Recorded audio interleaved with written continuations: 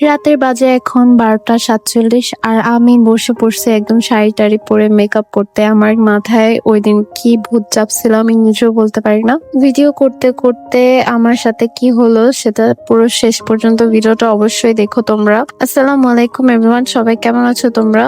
হঠাৎ করে একদম শাড়ি পরে একটু মেকআপ করতে মন চাইলো, তো এখানে আমি একদম বসে পড়ছি মেকআপ করার জন্য। সাজবো যখন ভাবলাম একটা ভিডিও বানিয়ে ফেলি। এখানে দেখো ফার্স্ট টাইম হচ্ছে আমি আইব্রো পমেড দিয়ে আমার আইব্রো ড্র করব। আমি কখনো আগে আমার আইব্রোজ হচ্ছে আইব্রো পমেড দিয়ে ট্রাই করি নাই, তো লেটস সি, দেখা যাক কিরকম হয়। আমি একদমই ভালো পারি না, তো ফার্স্ট টাইমে একদমই কিছুই হয় নাই। আমার আরো প্র্যাকটিসের দরকার আছে। আমি সবসময় আইব্রো পেন্সিল দিয়ে আইব্রো করি, তো এখানে দেখো তোমরা তেমন কোনো ডিফারেন্স দেখা যাচ্ছে না। কনসিলার দিয়ে হচ্ছে আমি আইব্রো গুলোকে একটু শেপ দেওয়ার ট্রাই করছিলাম। দেন হচ্ছে আমি আঙুল দিয়ে ব্লেন্ড করে দিয়েছি। একটা ফেস পাউডার দিয়ে আমি একদম আই বেসটা রেডি করে নিলাম। ফার্স্টে হচ্ছে আমি ফুল ফেসের মেকআপটা করে নিছি, যাতে আমি আই লুকটা পরবর্তীতে করতে পারি আস্তে ধীরে। মানে ভয়েস ওভার দিতে গেলে এখনো পর্যন্ত আমি কেন যে এত তোতলাই আমি নিজেও বলতে পারি না। এখানে আমি আমার নোজটা কন্ট্রোল করে নিলাম, তারপর হালকা একটা ব্লাশন দিয়ে নিলাম। অ্যাজ ইউজুয়াল আমি এখনো জানি না আমি কি আই লুক করবো। আমি জাস্ট মাথার মধ্যে কোনো আই লুক ছিল না, ভাবলাম আজকে একটু টেপ লাগিয়ে তারপর আই লুকটা ট্রাই করা যায়। তো আমি টেপ লাগিয়ে নিয়েছি দুই পাশে, দেখো। তারপর নুড, হালকা লাইট নুড কালার দিয়ে আমি পুরো একটা ট্রানজিশন শেড তৈরি করে নিব আগে।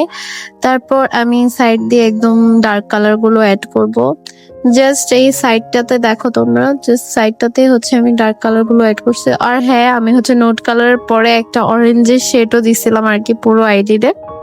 তারপর একটা ব্ল্যাক কালার শেড নিয়ে আমি আইলাইনারের জায়গাটায় দিয়ে নিব। দেন একটা স্মোকি ইফেক্ট আনার জন্য জাস্ট আমি ব্ল্যাক কালার শেডটা দিছি, সুন্দর করে ব্লেন্ড করে দিব। ব্লেন্ড করার পরে হচ্ছে আমি একটা গোল্ডেন কালার শিমার নিয়ে আইলিডের সামনের দিকটাতে হালকা করে দিয়ে নিব। একদম হালকা হালকা করে দিয়ে নিয়েছি, দেখো কতটা সুন্দর লাগছে আই লুকটা। আসলে সামনে সামনে অনেক বেশি প্রিটি লাগছিল।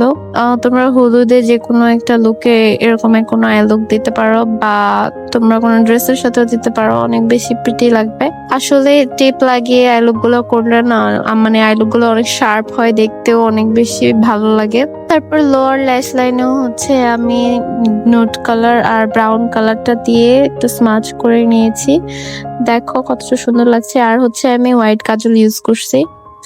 আইল্যাশ পরলে আরো বেশি ভালো লাগতো, যেহেতু আমার কাছে আইল্যাশ ছিল কিন্তু আমি আইল্যাশটাকে কেজি ছিল না, যার কারণে আমি দাঁত দিয়ে কাটতে যেয়ে পাকনামি করে হচ্ছে আইল্যাশটা নষ্ট করে ফেলছি, যার কারণে আর আমার আইল্যাশ পরা হয় নাই।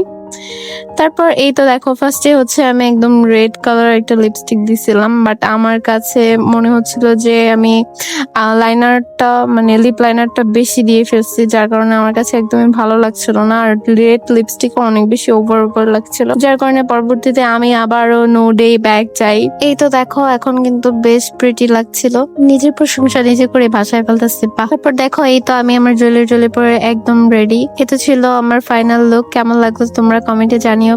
ভালো লাগলে প্লিজ আমার পেজটা ফলো করতে ভুলো না, আর যারা ইউটিউবে দেখছো সাবস্ক্রাইব করে দিও প্লিজ প্লিজ প্লিজ। ভিডিও করতে করতে আমি এতটাই ভিডিওর ভিতরে ঢুকে গেছি যে রাতে 3টা বেজে গিয়েছে, আমার কোনো খেয়ালই নাই।